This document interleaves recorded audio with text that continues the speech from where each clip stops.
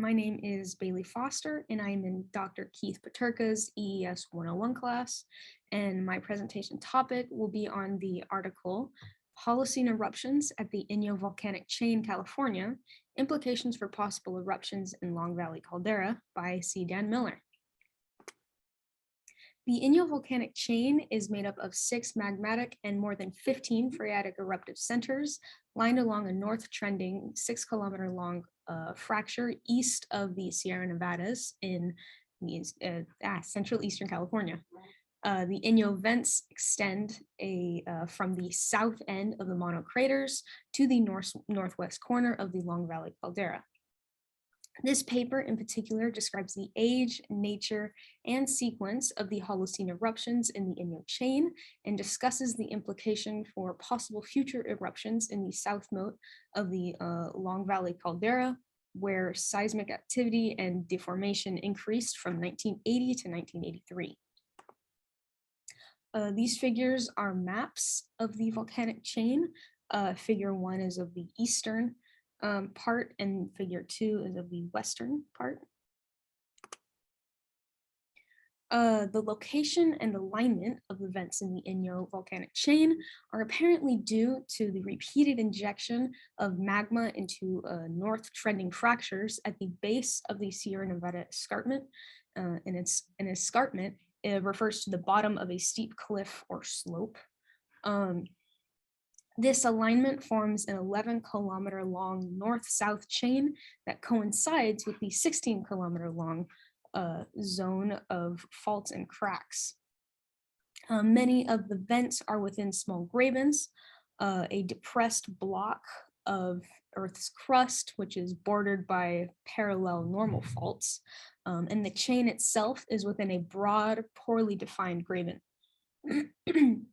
Many of the fissures are draped with thick pyroclastic debris, and sags and sinkholes have developed. Relations between deposits of the last eruptive episode and ground cracks indicate that crustal extension preceded and possibly accompanied the rise of magma and resulting eruptions. The earliest eruption in the chain occurred when a rhyolite dome was emplaced or intruded with igneous rock north of Dead Man Creek, which is that one right there. There is no explosive activity correlated with this eruption. The Wilson Butte, which is about 1200 to 1350 years old, vent erupted rhyolite and produced near vent pyroclastic fall and flow deposits around the vent and widespread. Relations between charcoal samples collected and the lack of erosion at the contact between the tephra, which is the volcanic rock thrown from the explosion, and the pyroclastic flow suggests that eruptions were associated with active extensions. There are also 2 smaller rhyolite domes, both of unknown ages along the chain. Figure 3 shows 4 maps, A, B, C, and D, of the tephra and distribution of pyroclastic flows from the eruptions. And table 1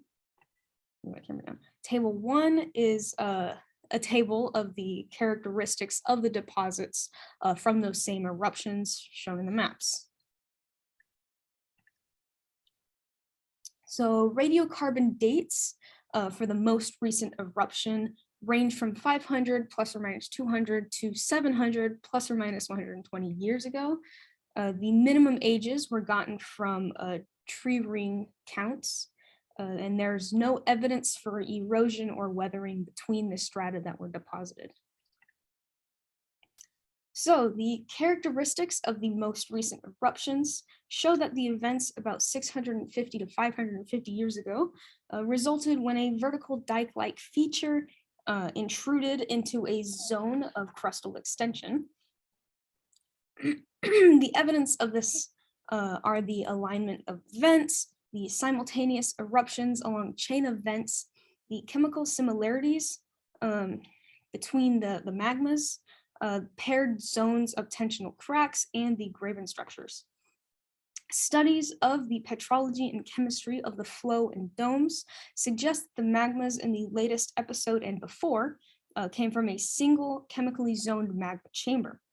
The rhyolite magmas are chemically and petrographically heterogeneous, um, though another study suggested that the heterogeneities cannot be explained by the fractional crystallization of just one magma body, and that it came from distinctly different magma bodies.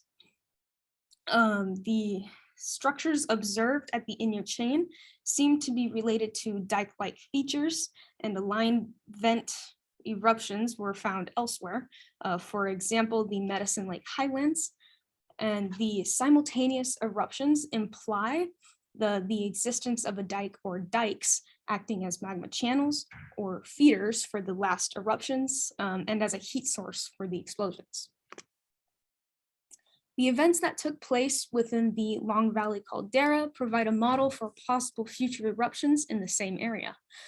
Ground surface extension, the uplift of a dome, and increases in seismicity during the early 80s increase concern for a future eruption.